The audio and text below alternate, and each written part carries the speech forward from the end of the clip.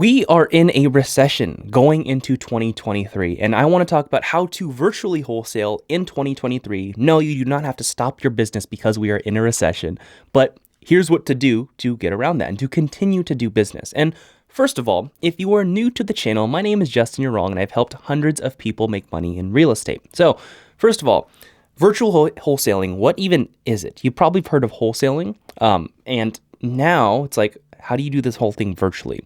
So, as a virtual wholesaler, I want to explain wholesaling first to make sure that everyone fully understands. But wholesaling, in a nutshell, is kind of like flipping a house without having to actually buy the house. So, what you're doing is you find a seller or a homeowner. You're like, hey, I want to buy your house.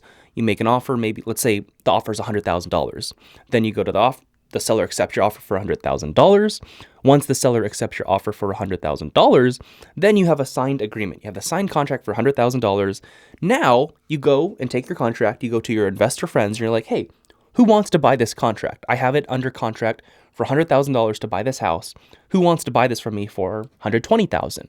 And that middle ground, if you find a buyer who wants to buy the house for $120,000, then that extra $20,000 or that difference, that's what you earn as a wholesaler. So your job is essentially finding the seller, connecting them with the buyer. No, you are not an agent. You are simply selling your asset, selling your contract to another end buyer. So you're never having to put money down you're never having to put your money at risk. That's what wholesaling is in a nutshell. And you can actually do this completely virtual. Now, there's a key to doing it virtually. You think that you have to be in person, but the one person you really need in order to do this whole thing virtually is what I call the boots on the ground. Someone on the ground and they have boots. They don't have to have boots, but someone that can walk around, take pictures of all the houses that you want to buy, and essentially someone you can trust to say, hey, like, here's the true condition of the house. So I actually virtual wholesale myself. I live in Las Vegas. Like, I am in Vegas right now, but I buy my properties mainly in Fresno, California. So even though I live an entire state away and I'm trying to buy or wholesale properties, I don't have to see them in person, but I do want someone in person on my side to look at the property, take videos, take pictures, and then send them to me so that I can get eyes on the property. So that's what you need as a virtual wholesaler, and you can do it literally from anywhere.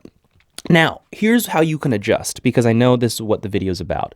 In 2023, during this recession, you have to make a lot of adjustments, because if you continue to do the same thing that you've always been doing as a wholesaler, that's you've been doing in a good market, if you do the same exact thing in a bad market or the recession, you are going to fail. You are not going to make money. You're going to lose a lot of deals. You're going to lose contracts. You're not going to be able to sell your properties.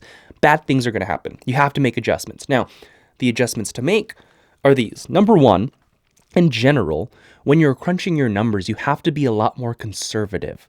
And the reason is, if you're going to be selling your houses to flippers or, end buyers, house flippers, then you have to realize that because of this recession, their houses are sitting a lot longer on the market. They're selling for a lot less.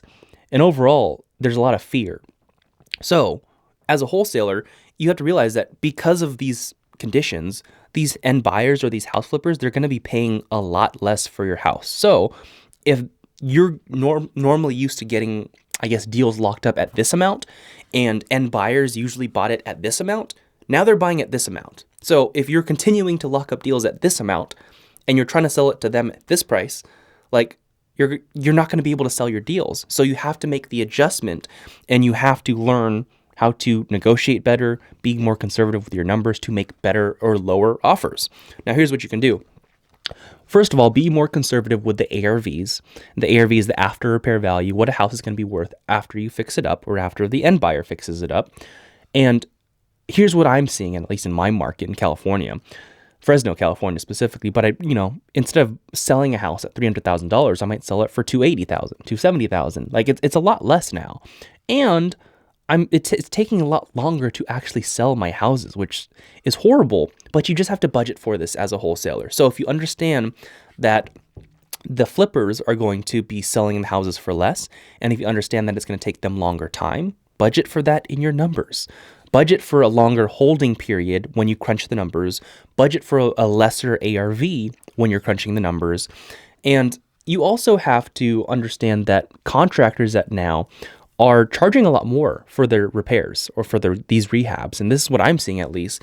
So whenever you're estimating the rehabs in the numbers that you are crunching, like make your repair budget more than you're used to. So if you're normally budgeting, I don't know, $35 a square foot, start budgeting $40 a square foot, $45 a square foot. And I know every market's different, but just whatever you were budgeting before for the repairs when you're crunching your numbers, just budget more. Like it's as simple as that. But I promise you, if you do that, you'll be in good shape.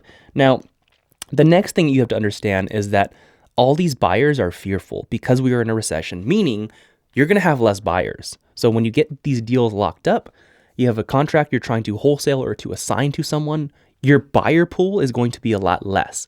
Now, what you have to do is you have to nurture your buyers a lot more. So start reaching out to your buyers, figure out who is still buying in these market conditions and how they have adjusted. Because if you understand how your buyers have adjusted, like where they are being more conservative, you will be in a much better place as far as understanding how deep of the discounts you have to get on these deals. So understand your buyers, because honestly, if you talk to your buyers, they're going to give you much better advice than me as far as what you have to do to change as far as making your offers and adjusting your numbers. So you have to do that, but you also have to constantly be reaching out to more buyers. You want to find out, okay, like how many more buyers are there out there, constantly be going on these Facebook groups like real estate investing in your local markets to find and connect with new buyers.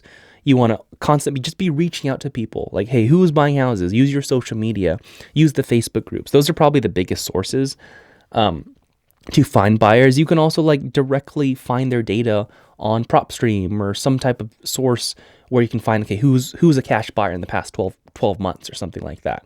Skip trace them, call them, like always be looking for more buyers because your buyer pool is a lot smaller right now.